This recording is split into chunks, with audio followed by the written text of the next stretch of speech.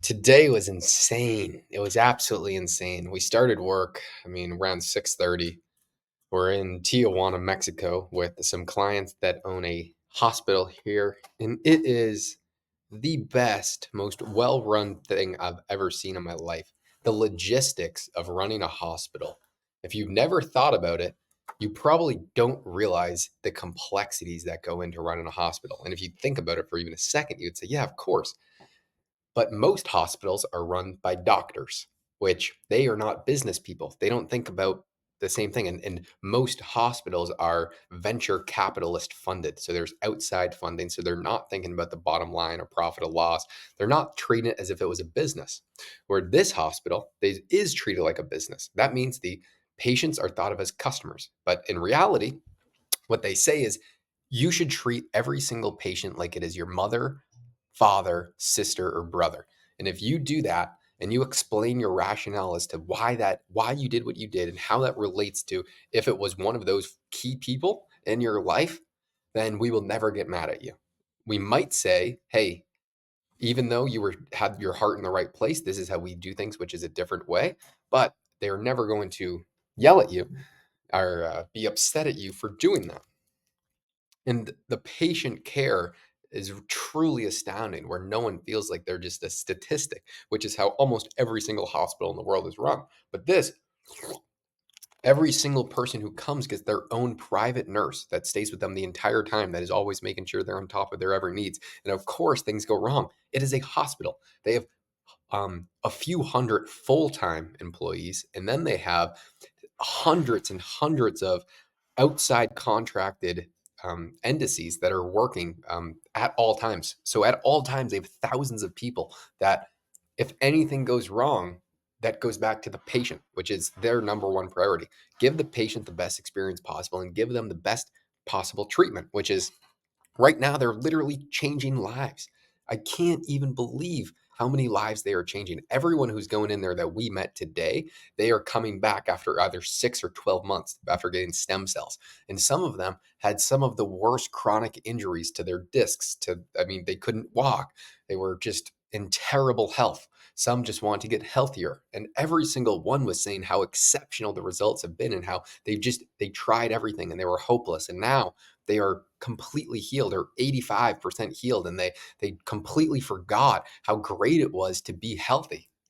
It's truly, what these guys are doing is life changing for the people that they're working with.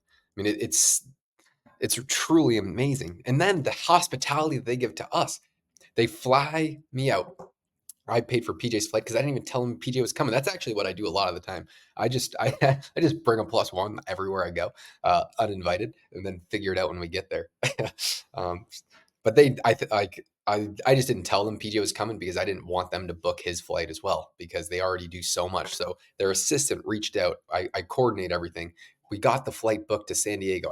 They have a driver that they have full time on staff come pick us up. They drive across the border, pick us up at the San Diego airport, drive us back across the Mexican border to Tijuana, take us to the hotel that they already have a room for, checked in for us to just come in, get ready. Then a driver pick us up in the morning, go straight to the hospital, have everything squared away. And then the hospitality, I was asking about some of the treatments, and today we got NADs, which I don't know what that is an acronym for, but it is an IV that took about 3 hours of just dripping, which is supposed to really help the mitochondria and add a bunch of benefits of mental clarity and focus and have better sleep. And then we went to the oxygen chamber, which was, the entire day is surreal to even put your head around in the entire experience and the logistics, because when you run a business, you think about things differently. I'm thinking about what does their org chart look like to where they know everyone has their roles. Like, how does this person just know that they're picking me up and then they know when my flight is? Like, where is this stuff located to where it's easy access for everyone to make sure that every client has the best possible experience? And we're just outsiders coming in, interrupting their normal workflow, but it gets integrated in so well. So then tomorrow, I'm switching it up because I'm going to go to Ed and Scott's condo in the morning, and then we're going to drive into the office together, into their TAM Center, incredible hospital. Then um, we have a flight at 6 p.m. They have flights as well. So I got a call today and said, "Hey Josh, just confirming your flight is at 6 p.m. What time should I pick you up? Are you going to be at the hotel or are you going to be at the hospital?" I said, "We're going to be at the hospital." He said, "Great. I think I should pick you up around 2 or 2:30. There's some other patients who are being picked up and for their flights. I'll take you all in together in the Sprinter van. We'll drive across the border. We'll get you to the airport. Make sure you get on your flight on time." I said, "Thank you so much. You're the best." And it makes life so easy. It makes me want to work with them. It makes me want to help them and provide as much value and make them as much money as possible. I'm truly, truly like thankful for the situation that we are in and being able to figure out that this is how great a business can be. How can I make my business this good to where anyone that works with us says, "I'm blown away by your professionalism and how well you treat your guest. I just want to make you a bunch of money so you can keep on doing what you're doing." And then on top of it, they're not just changing lives with the stem cells that they have, which are the number one stem cells in the world. They also are fucking trying to cure cancer. Today we were uh, touring the cancer lab with their top PhD and the doctor, and they were going over the strategy that they plan on curing a few different kinds of cancer and developing some vaccines for them, and then how they personalize the approach to each individual person. I mean, this is just fucking ridiculous. It's absolutely ridiculous. And then you realize how small and minuscule the problems I have going on are. When someone has an issue that is life or death, I mean, quite literally life or death with the cancer patients that they are dealing with or the stem cells. I mean, no one dies getting stem cells, but I mean, you are dealing with people's health. The amount of care and precision that you have to have, there's no room for error. And stuff is always going to go wrong when you're dealing with thousands of people in the mixture. And they just handle it so well. It's so wildly impressive that I just want to keep on learning from them. I'm very thankful to Scott and Ed. They've just been nothing but great, and I try and take up as little of their time as possible. That's why I'm going there tomorrow morning because they are so busy. They have so much stress. I think what I'm going to do is severely going to lower the cost to acquire customers for them because it's pretty expensive for the stem cells because they run a bunch of paid ads. If I can help them with their organic media and we can 100x the amount of exposure that they're getting, I think we could reduce the amount of expenditure for acquiring customers down by 50-60%. If I mean that would be spectacular, and that is I want to accomplish that and more. I want to get their cost to acquire down to just about zero, but I don't think that's realistic in the short term. But that's my goal with them, and this is why you work with great people. It's I mean blatantly clear. I really, really am just so impressed with how they operate. I want to honestly just go and look at their org chart, which is just their organization chart for their company, because I know that they implement EOS. Just a tip: if you have a business and you have quite a few employees, I would highly recommend looking into EOS and reading the book Traction, because every person that I work with that has a massive company, the hospital guys, Ken, another one of my client, they all operate EOS into their business, and they all say it's completely a game changer. So I'm 100% going to do it. I'm trying to build out a synthetic org chart right now, but it's not great, and there's not a whole lot of moving parts because I don't have 300 employees. Ken has a few hundred. He has over 300.